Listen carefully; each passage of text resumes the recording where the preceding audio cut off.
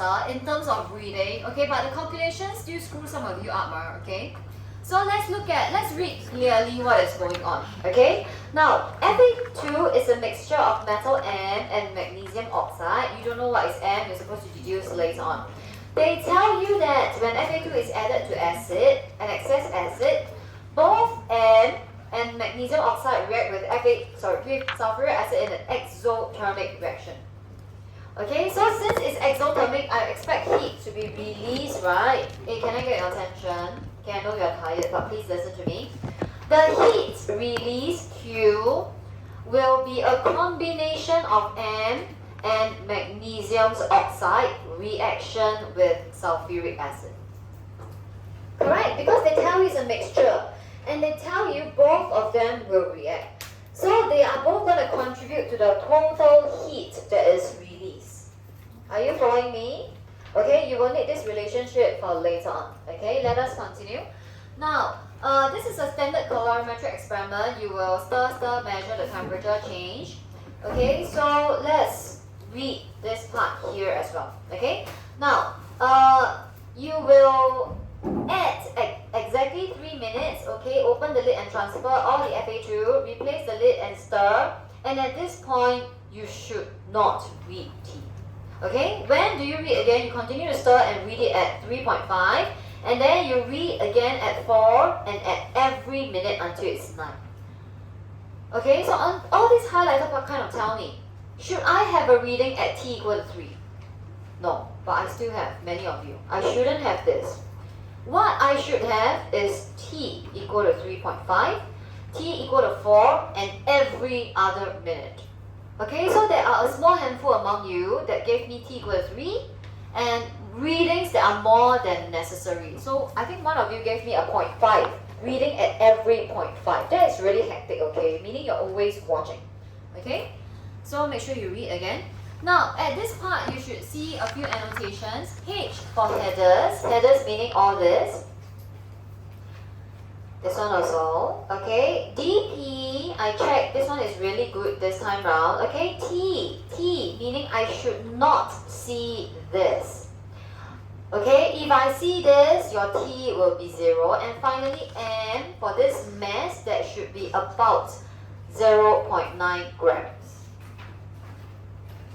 Okay, Ken, so please allow me to recap with you. About 0.9 means it's a 0.1. People, what's the range? Excel, what's the range? What's the range that allows me to round up or down to 0.9? 0.8? 5? Okay, 0.85 to 0.949.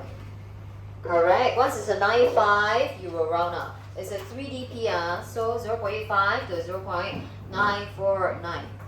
Okay, usually it's a 851 to 0.95. Okay? Okay, so once you have this, you will get the 1. Okay? Now, I noticed that a very, very significant number of you, right, has more than enough headers for the weighing part. Okay, so many of you start with this mass of empty weighing bottle. What's the rationale of having this empty weighing bottle mass? You needed the empty weighing bottle because you need to know what's the bottle so that you know the mass that is added in, is it? But technically, how else can I weigh this mass? I tear the bottle, then I add the solid. Correct? I tear the bottle, then I add this solid. Okay, so I get the mass of the solid itself, 0.8 something something. Then after that, you need a sum of the two of them, right? You tear at 0 and you put the whole thing on top again. Do I make sense? Is your brain processing at this time? Again, to get this mass of Fa2, okay, to get this at the range of this, what I can do is I tear with bottle, then weigh Fa2. Okay, so this is about 0.9 grams. Okay, so I don't actually have to do a summation with the bottle. Okay, now then after that, I need this row here. Sorry, not this row. I need this row here, bottle plus Fa2. So how then do I get a value for this without the bottle? You will then, this is the first step. Second one is you tear at 0, then put bottle with Fa2. bottle plus Fa2. Do I make sense, people? Do I make sense to you? Okay? So, but anyway, if you have included that row, I did not penalize you. Okay? Just make sure you have all the essential rows. Okay? Not missing any of them. You should get the credit. Is that okay for you? Can I? Okay, let's continue. Now, next thing. This one also some of you are not reading. Okay? Best fit lines. Okay? The first best fit line takes into account all the points before this. Okay, so most of you have no problem. Okay, anyway, yours is points on a straight line, right? The problem is here. A second best fit, taking into account all the points after the temperature has fallen. So I have to track. Some of them are still increasing. If it's still increasing, I will ignore those points. Only when they clearly start to fall, they are the points I take to draw my best fit. You understand? That is the instruction. Now, a number of you have points that are the same. So, two of them the same, then it starts to fall. So how? For example, like this. Like this and like this. They are the same before they start to fall. So, should I take both or take one of them? Cambridge then is it doesn't matter if they are the same. Okay, so if they are the same, you take both, you take one, it's fine. But if they're not the same, you only take when it starts to fall. Is that okay for you? Can? Okay, good. Let's move on. Now, same thing for this part, I should see A for axis, P for plots, and L, line. Line is where I check whether you take the correct points. Okay? Many are missing this 3.5 value. You have a reading at 3.5. I don't know why this is missing for many of you. Okay, so please be careful. Now, this part here, right, is what I want to talk about. From your graph, read the minimum and the maximum, and then find delta T. Okay? Now, what is the problem here? The problem is here. You plot, let's say 28.4, right? 28.4, 28.4. Okay? Now, when I read off the graph, can I read off as a 28.4? The plotting and the reading is different, right? Okay, when I plot 28.4, I plot in between the box because it's a 0.4. But when I read off, anything that is in between is read off as 0.5. There's no way you can read a 0.4 or a 0.6. Do we agree? The instruction was very explicit. From your graph, you read off. Correct? So, the 0.4 and the 0.6 you will be penalized for all because no, you cannot read that. And I will have annotated you cannot read a value like this. Alright, okay, so please be careful. How you plot and how you read is different. In between is always read as a 0.5. Okay, no 0.4, 0.7, 0.6. I don't know whether is it higher or lower. It's in between. It's just 0.5. Are you clear on this? Okay, so this is what you plot. Okay, 28.5 is what you read off. Are you clear on this, people? Can Okay, so no 28.4. Let's continue. This one. Heat change generally is okay. The problem is with M. I don't know how a number of you can get 1 as your M. Okay, M is the mass of the solution. It's 50 here. Okay, let's move on. Now, suggest the effect that using 100 cm cubed rather than 50 of Fa1 would have on the value of delta T. Also, I need the effect on Q. This question is very poorly done. Let's go and look at the question. Where is Fa1? Okay, let's look at the procedure. Fa1 is the acid. Fa2 is the metal, and they must fully react. Okay, so you will weigh accurately Fa2, which is the M and MgO. Then you added here, which is the H2SO4. Okay, 50. The question here is, I'm interested in the enthalpy, right? Okay, the heat given out when Fa2 is reacted. What must I do about the volume of Fa1? Sorry, again, let me rephrase it. I want Fa2 to fully react, right? So what does that suggest about the volume of Fa1 that I use? It must be in excess, correct? Otherwise, how to ensure fully react, right? So 50 is already in excess. If I change to 100, Is it still in excess? So, will that produce more heat for you? Why not? Dick Chanel, why not? Thank you. Fa2 is the limiting. If I don't increase the limiting, it is going to dictate the amount of heat that is given out. Correct? If I don't increase the metal or the oxide, you cannot yield more heat. So what about Q, people? Does Q change? No, Q doesn't change. Okay, so please note, this is already in excess. Okay, otherwise how to ensure fully reacted? Therefore, changing to 100 has no effect on Q.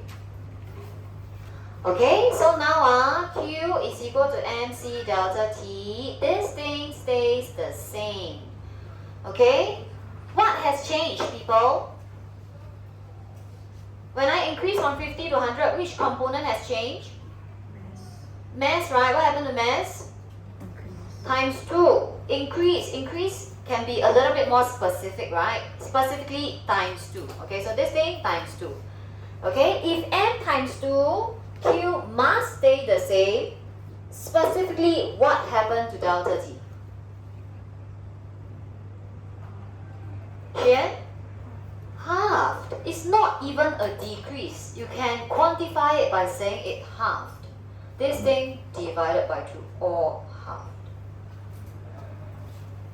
You understand, people? Okay? Now, I need you to go back to the procedure and think through. Are there actually more heat generated when I use more of the acid? The answer should be no. Here. Okay? So, delta T is half because M is double, and of course Q is unchanged because FA1 is already in excess. Okay? In some of the better answers among your peers, right, the peer can tell me that FA1 is in excess, using more will not yield more heat. Okay, that is really writing down your thoughts. And that's good, okay? Because you're tracking what you're thinking about.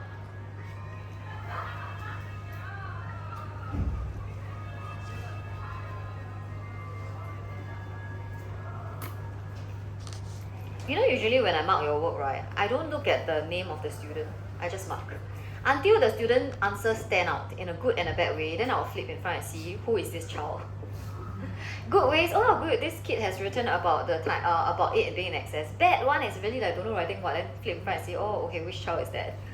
Maybe I should pay more attention to that child. Otherwise, right, I will just continue marking. Yeah. Don't want to judge your work, you see. I don't want to look at a certain name and have some expectations for a certain name. Okay, can? Let's continue. Okay, let's continue. Now, part B. Part B is not a problem. Many of you know that it cannot be calcium because if it's calcium, in reaction with sulfuric acid, you will produce calcium sulfate, which is a PPT. And so you should see, but you don't see the solid. Okay, so most of you are able to tell me the first one, which is good. Okay, now next one. A small amount of M was added to sulfuric acid. The resultant solution was neutralized using NaOH. Remember, M is a metal. When I add sodium hydroxide, what will happen? Use your practical knowledge. When I have a metal and I add sodium hydroxide, what will happen? Cover that side. Hey, cat ions, right? Seriously? Cat ions with sodium hydroxide, what do I see? In QA, don't you always take the sodium hydroxide and add it there? What do you see? Precipitate, correct. Most of them should give you PBT. Okay, by right, this one plus this will give you M2 plus and metal plus acid will give you M2 plus and water, get water. Effervescence of H2 gas, metal acid give you H2 gas. So the M2 plus later with the hydroxide will give you the PPT of a MOHN. Correct? Now, when excess hydroxide is added, the PBT, which is white, was observed. What does this tell you about M? In dropwise, it is a PPT. In excess NaOH, the PPT did not dissolve, correct? So go to the data booklet. It's a white PPT that doesn't dissolve. There is only one of them with NaOH. What is that, people? What is that? NaOH means you look at the first column, the white, they are here, the white, white and white. Okay, it is one that doesn't dissolve, soluble, out. Okay, this one they tell you cannot be calcium. Hey, insoluble, and then this one out. So it is magnesium. Magnesium.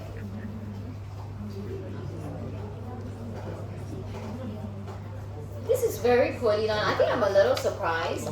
Okay, I'm a little surprised because maybe you didn't know what was going on. Sorry? You had the yellow paper, right? During the practical, you had no yellow paper?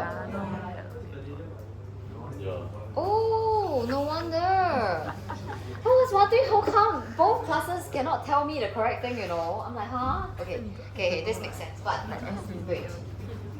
Okay, at least I know it's not a big issue. Okay, let's continue. Not your problem. Can I continue? Okay, let me continue people. Now, once you know it's magnesium, okay, gives the wait. Even without the data booklet, you cannot conclude. You learn your complexes now, right? So you should still be able to tell more. Okay, never mind, okay? Okay, continue. Now, delta HR between some metals and sulfuric. Okay, assuming the percentage by mass of magnesium oxide is 87, so that means, right, the percentage by mass, okay, of M will be 13%. Okay, use the identity of M and its respective delta HR to determine the enthalpy change for the reaction between magnesium oxide and sulfuric acid. Okay, now do you remember the Q that we wrote earlier? Okay, we wrote that Q is equal to Qm plus Qmgo, right? Correct? Now, how to use delta H to relate to Q? Delta H is equal to, how to relate to Q? Minus Q over N, correct? So Q will therefore be minus delta H times N. Okay, so I'm going to replace it's minus delta H times amount of magnesium, because I now know that M is magnesium, plus minus delta H of MgO times amount of MgO. Okay, I know the percentage. This is 87%. You can find the mass over the MR, which is 24.3. 24.3 plus 16. Okay, this is what I need to find, plus the 13% mass divided by 24.3 times minus, which is 466.8. Okay, now what about the Q? Do I have the overall Q? You found it in one of the earlier parts. Okay, you found it in this part here, part 4 Q. Okay, so part 4 answer, sub in, you should be able to find the unknown. Do I make sense? Okay, again, this is very poorly done. So even if you guess the wrong one, right, okay, you should still be able to compute based on the incorrect element that you chose. Okay, but this part was, I think, blank or incomplete for many of you. Alright, so 87%, 13. Okay, compute. You can find this.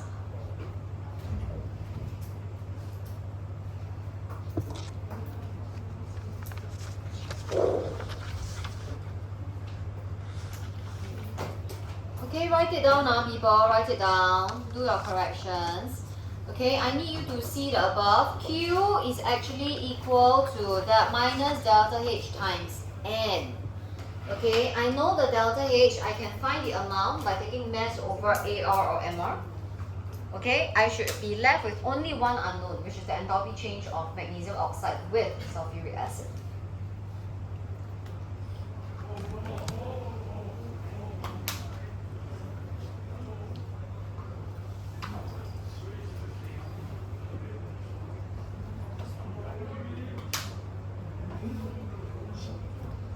Questions? Questions?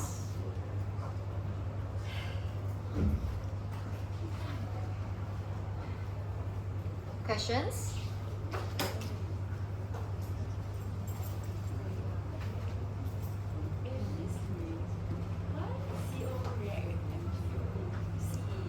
CA react with MgO. Why CA react with MgO? Where is that?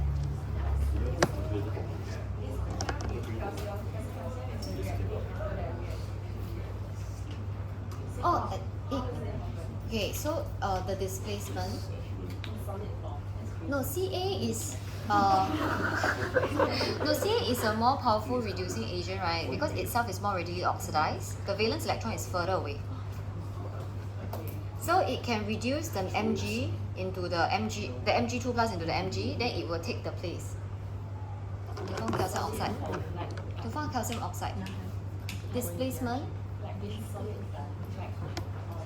No, but you probably need a medium lah. They probably will meet in a medium like sulfuric acid or other medium. Then you won't be worried about dirty. Sorry?